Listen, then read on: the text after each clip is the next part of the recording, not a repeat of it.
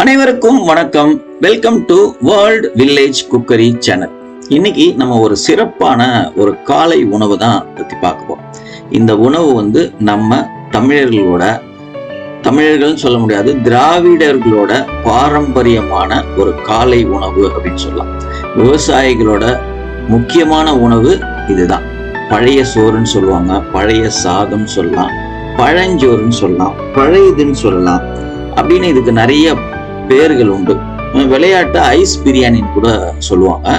ஆனா மிக ஒரு அற்புதமான உணவு. இந்த உலகத்திலேயே ரொம்ப அதிசிறந்த காலை உணவு பிரேக்ஃபாஸ்ட் எதுன்னு கேட்டீங்கன்னா இந்த பழைய சாதம் அப்படின்னு தான் இப்ப நிறைய அறிவியலாளர்கள், மருத்துவர்கள்லாம் சொல்ல ஆரம்பிச்சிருக்காங்க. பொதுவா இந்த கிராமங்கள்ல தான் இந்த பழைய சாதம் ரொம்ப பிரசித்தமா இருக்கும். விவசாயிகள் காலையில விவசாய வேலைக்கு போறதுக்கு முன்னாடி அந்த சாதத்துல இருக்கிற நீராகரத்தை முதல்ல குடிச்சிட்டு அந்த சாதத்துல இன்னும் கொஞ்சம் தண்ணி ஊத்தி ஒரு தூக்குச்சட்டியில எடுத்துன்னு போயிடுவாங்க. அதுதான் அவங்க அந்த நாள் ஃபுல்லா எனர்ஜெட்டிக்கா வேலை செய்யறதுக்கு உதவும். ஆனா நாலாவட்டத்துல இந்த டீ காஃபிலாம் நம்மளுக்கு பழக்கமானதுக்கு அப்புறம் இந்த பழைய சாதம் வழக்கொடிஞ்சு போயிடுச்சு. பெரும்பாலும் வழக்கொழிஞ்சு போயிட்ட நேரத்துல தான் நம்ம ஊர்ல இருந்து ஆராய்ச்சி படிப்புகளுக்காக, ஆராய்ச்சி கூடங்கள்ல வேலை செய்யறதுக்காக போன இந்திய மாணவர்கள் நம்ம ஊர்ல இது மாதிரி எல்லாம் பழஞ்சாதம் சாப்பிட்டாங்களே அந்த காலத்துல, அதுல அப்படி என்னதான் இருக்கு அப்படின்ட்டு ஆராய்ச்சி பண்ண ஆரம்பிச்சாங்க. அது மாதிரி ஆராய்ச்சி பண்ணப்பதான் அதுல பல அதிசயத்தக்க விஷயங்கள் அவங்களுக்கு தெரிய வந்தது. நம்ம முன்னோர்கள் அப்படியே உச்சி முகர்றாங்க. ஏன்னா அவ்வளோ நல்ல விஷயங்கள் இந்த பழைய சாதத்துல இருக்குது அப்படின்னு சொல்றாங்க. இருக்கிறதுலயே மிக அதிகமான நோய் எதிர்ப்பு சக்தியை தரக்கூடிய ஒரு காலை உணவுன்னு பாத்தீங்கன்னா இந்த பழைய சாதம் தான். அப்படி இன்னும் நிறைய விஷயங்கள் இருக்குது. என்னென்ன விஷயங்கள் தான் இந்த பழைய சாதத்துல இருக்குது அப்படின்னு பார்க்கலாம் வாங்க. இந்த பழைய சாதத்துல பாத்தீங்கன்னா விட்டமின் சி ஏராளமா கொட்டி கிடக்கு. விட்டமின் சி மட்டும் இல்லாம இரும்பு, கால்சியம், பொட்டாசியம், சோடியம், துத்தநாகம், அப்புறம் வேற எந்த பொருளுமே கிடைக்காத B16, B12 ஒரு அரிதான விட்டமின்ஸ் இதெல்லாம் பழையதுல இருக்குது. அதே மாதிரி பாத்தீங்கன்னா புரோட்டீன், இரும்பு சத்து, பொட்டாசியம் இதெல்லாம் மற்ற பொருள்ல, மற்ற உணவு வகையில கிடைக்கிறத விட மிக அதிகமாக இதுல கொட்டி கிடக்குது. இப்போ நம்ம ஒரு சுடுசோறு வெடிச்சதுக்கு அப்புறம் உடனே நம்ம சாப்பிட்றோம் அப்படின்னா அந்த சாதத்துல 3 மில்லிகிராம் இரும்பு சத்து இருக்குது. அப்படின்னா இந்த சாதத்தை ஒரு தண்ணி ஊத்தி 15 மணி நேரம் ஊற வச்சதுக்கு அப்புறம் நம்ம அதை செக் பண்ணி பார்த்தோம்னா அதுல 74 மில்லிகிராம், அதாவது 20 மடங்குக்கு மேல அதிகமான இரும்பு சத்து கொட்டி கிடக்குது அப்படின்னு சொல்றாங்க. ஸோ அந்த அளவுக்கு மிக அற்புதமான உணவு இந்த பழைய சாதம். அதே மாதிரி இதை சாப்பிட்டோம் அப்படின்னா நம்ம உடம்புல இருக்கிற சூட்டை தணிக்கும், உஷ்ணத்தை குறைக்கிறதுனால நம்மளுக்கு உடம்புக்கு அதிகமான பெனிஃபிட் கிடைக்குது.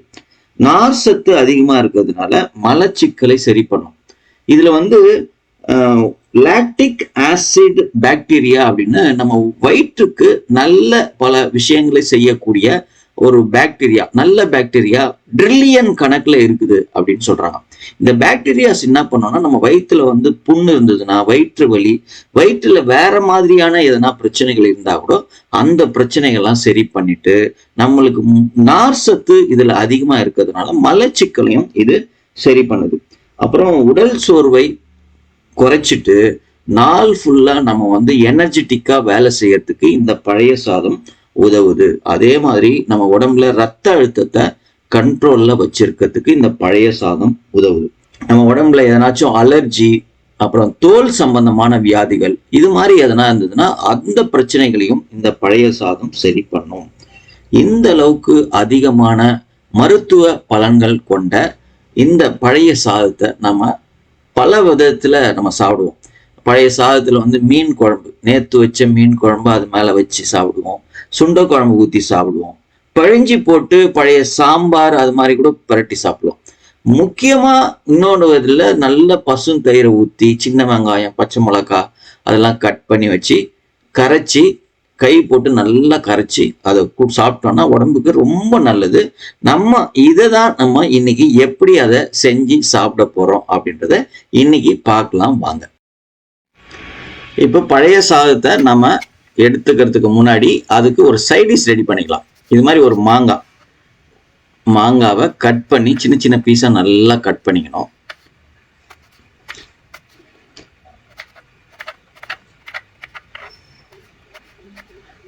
கட் பண்ணிட்டு அதை ஒரு கப்பில் போட்டு நம்ம வீட்டில் இருக்க குழம்பு மிளகாத்தூள் இருக்குல்ல, அந்த குழம்பு மிளகாத்தூள் 1 ஸ்பூன் அதில் போட்டு கொஞ்சம் உப்பு உங்கள் டேஸ்ட்டுக்கு ஏற்ற மாதிரி உப்பு போட்டுன்னு கொஞ்சம் மிக்ஸ் பண்ணி வச்சுங்க. இது வந்து ரொம்ப சூப்பராக இருக்கும். நம்ம இது மாதிரி செஞ்சு தயிர் ஊற்றி கரைச்சி குடிக்கிறதுக்கு இந்த சைடிஷ் நல்லாயிருக்கும். எலுமிச்சம் ஊறுகாய், சுண்டக்காய் வத்தல், மோர் மிளகாய் எது ஒன்றா வச்சுக்கலாம். பழைய மீன் குழம்பு இருந்ததுன்னா அதில் மீன் வேறு அது மாதிரி ஏதாவது இருந்தாலும், இல்லை காய்ங்க எது இருந்தாலும் நம்ம சைடிஷாக வச்சுக்கலாம். இந்த மாங்காய் ரொம்ப சூப்பராக இருக்கும். இப்போ நம்ம அந்த சாதத்தை முதல்ல எடுத்துக்கிறோம். இந்த சாதம் வந்து நேற்று நைட்டு தண்ணி ஊற்றி வச்சது, வீட்டில் மீந்த சாதம் தான். இதை லேசாக கலக்கிட்டு இதில் நீர் இருக்குல்ல, இதுதான் நீராகாரம்ன்றது. அந்த தண்ணியை முதல்ல நம்ம தனியாக எடுத்துடலாம். அந்த தண்ணியை நம்ம குடித்தோன்னா நல்ல வயிறு வந்து உள்ள அப்படியே ஜில்லுன்னு ஆகிடும். ரொம்ப சூப்பராக இருக்கும். நம்ம நிறைய ரெஃப்ரெஷ் ஆகிடலாம் அந்த தண்ணி குடித்தோன்னா. இதுதான் நம்ம விவசாயிகள் எல்லாம் நீராகாரம்னு சொல்கிறோம். அதுக்கப்புறம் நம்ம தேவைப்பட்டால் தண்ணி ஊற்றிக்கலாம். அப்படி இல்லை அப்படின்னா அதில் ஒரு 300 ml தயிர் ஊற்றிங்க. பசுந்தயிராக இருந்தால் நல்லது.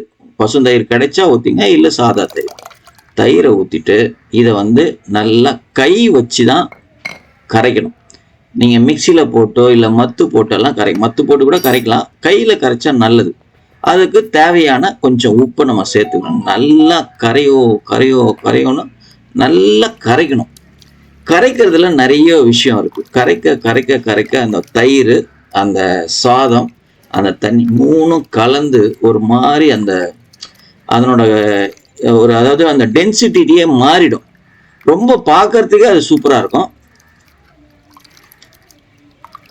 இந்த பசுந்தயிர் ஊற்றுனீங்கன்னா அதுலேருந்து நீங்கள் கையை வச்சு கரைக்க அதில் வந்து அந்த வெண்ணெய் இருக்கும் பாருங்க, அதெல்லாம் அந்த தண்ணியில் மிக்ஸ் ஆகி மேலே மிதக்கும். நான் இதை கரைச்சி முடிச்சதுக்கு அப்புறம் உங்களுக்கு நான் காமிக்கிறேன் பாருங்க. அந்த வெண்ணெய் வந்து அப்படியே மிதக்கும்.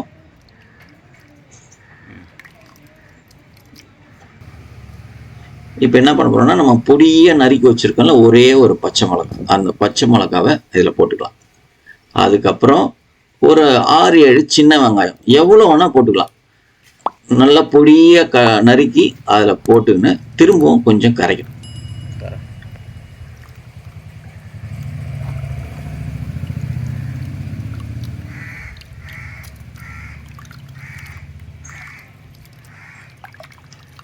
இது உண்மையிலேயே வெய்ய காலத்துல மிக சிறப்பான உணவு. நீங்க பகல் நேரத்துல மதியம் லஞ்சுக்கு கூட இது சாப்பிடலாம்.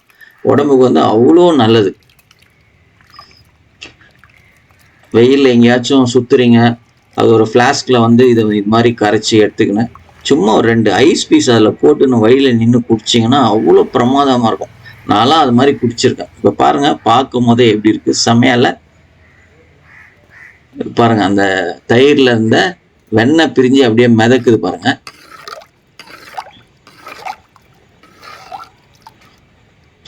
இது நம்ம ஒரு சொம்பு இல்லை கிளாஸ் அது மாதிரி எதனா ஊற்றிக்கலாம்.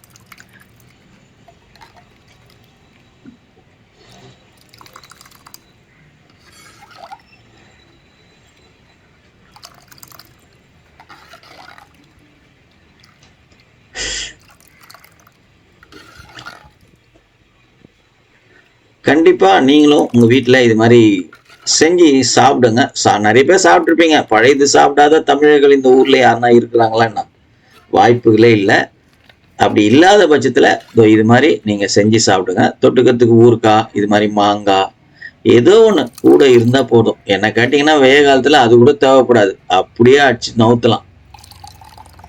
உண்மையிலே உடம்புக்கு அவ்வளோ எனர்ஜெட்டிக்கா இருக்கும். நிறைய பேர் இது வழக்கொழிஞ்சதுக்கு முக்கியமான காரணம் வந்து சளி பிடிச்சிக்கும்னு சொல்லுவாங்க. ஆனா அது உண்மை கிடையாது. இது சாப்பிட்றதுனால நம்ம உடம்புல வந்து எதிர்ப்பு சக்தி அதிகமாகும். உண்மையா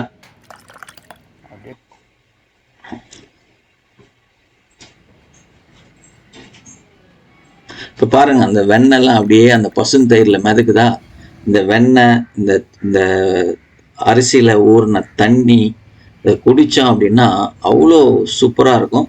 அப்படியே ஒரு முடை குடிச்சிட்டு அந்த ரெடி பண்ணி வச்சிருக்க அந்த மாங்காவை எடுத்து வாயில போட்டுக்கணும்னா தேவாமிர்தமாக இருக்கும், சொர்க்கம். இதை சாப்பிட்டு தான் காலம் ஃபுல்லாக விவசாயம் பண்ணின்னு இருக்காங்க நம்ம தமிழ் விவசாயிகள். நீங்களும் கண்டிப்பாக உங்கள் வீட்டில் ட்ரை பண்ணுங்க. எப்படி இருந்ததுன்னு கமெண்ட் பாக்ஸில் கமெண்ட் பண்ணுங்க. இந்த வீடியோ உங்களுக்கு பிடிச்சிருந்ததுன்னா லைக் பண்ணுங்க, உங்கள் நண்பர்களுக்கு ஷேர் பண்ணுங்க. முக்கியமாக நம்ம சேனலை சப்ஸ்கிரைப் பண்ணுங்க. நிறைய பேர் சப்ஸ்கிரைப் பண்ணுறீங்க, ஆனால் பக்கத்தில் இருக்கிற அந்த பெல் ஐக்கானை ப்ரெஸ் பண்ணாமல் விட்டுறீங்க. நீங்கள் அந்த பெல் ஐக்கானை ப்ரெஸ் பண்ணீங்கன்னா நாங்கள் போடுற வீடியோ உடனே உங்களுக்கு நோட்டிஃபிகேஷனாக வரும். நன்றி. மீண்டும் அடுத்த வீடியோவில் பார்க்கலாம். பை.